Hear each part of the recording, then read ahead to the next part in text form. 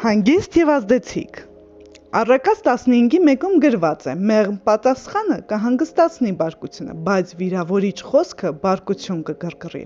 Հաճախ կարող եմ հիշել խոսակցության մեջ շրջադարձային պահը, երբ այն հաճելի խոսակցությունից վերածվում էր տհաճ խոսակցության։ Երբեմն կարող եմ լսել, թե ինչպես է Սուրբ Հոգին զգուշացնում. «Խաղաղվիր, իջեցրու ձայնդ, մեղմ պատասխանիր, մի ասա այն, ինչ ուզում ես ասել, այլ լսիր իմ մեղմ, բարակ ձայնը և փոխարենը խոսիր իմ խոսքերը»։ Երբեմն ես հնազանդվում եմ և լսում, երբեմն էլ նախքան հնազանդվելը փորձում եմ ևս մեկ դիտողություն անել և հայտնաբերում եմ, թե որքան թանկարժեցավ իմ հիմարությունը։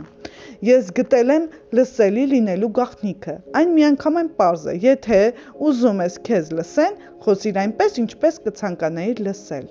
Երեխաներս, ամուսինս և իմ աշխատակիցները, իմ շունը, իրականում բոլորը լսում են ինձ ավելի լավ, երբ խոսում եմ այնպես, ինչպես ինքս կցանկանայի լսել։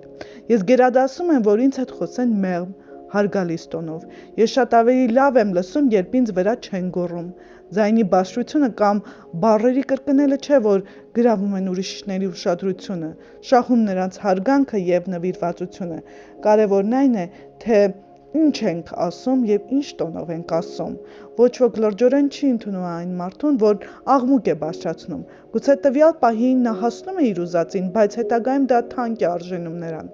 Մենք նյարդայնանում ենք և բարձրացնում ենք մեր ձայնը տարբեր պատճառներով։ Ահա դրանցից մի քանիսը։ Մենք վախենում ենք, թե մեզ չեն լսում։ Գոռալը նախկինում արդյունք է տվել։ Մենք ուզում ենք վախեցնել կամ վերահսկել ուրիշներին։ Դա այն է, ինչ վերապրել ենք մանկության տարիներին։ Մենք դեռևս բարկացած ենք չլուծված խնդիրների պատճառով։ Դա վատ սովորություն է։ Այս պատճառների մեծ մասն արմատավորված է վախի մեջ։ Աստված չտվեց մեզ երկչոտության հոգի, այլ զորության, սիրո և զգաստության։ Երկրորդ Տիմոթեոս 1:7։ Մենք գոռում ենք, աղմուկ ենք բարձրացնում և պանզոր ենք զգում։ Մենք ձգտում ենք վախեցնելու և վերահսկելու ուրիշներին, երբ մտածում ենք միայն մեր շահի մասին։ Վերադառնում ենք մեր նախկին վիճակին, երբ կատարյալ սերը դեռ չի հեռացրել վախը։ Չափազանց սուր ենք արձագանքում, երբ երեկվա խնդիրների ծանրությունը շարունակում ենք կրել այսօր։ Երբ նորոգում ենք մեր միտքը, վատ սովորությունները վերանում են, և վախի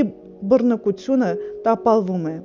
Ես վաղուց հայտնաբերել եմ, որ անկախ իրավիճակներից, ես չեմ վերահսկում դրանք։ Ես կարող եմ վերահսկել ինքս ինձ, բայց վերջին հաշվով Աստված է վերահսկում ամեն բան։ Այս ճշմարտությունն ընդունելը ձևավորել է ճիշտ վերաբերմունք, որը թույլ է տալիս հաղորդակցվել այնպես, որ մեզ լսեն։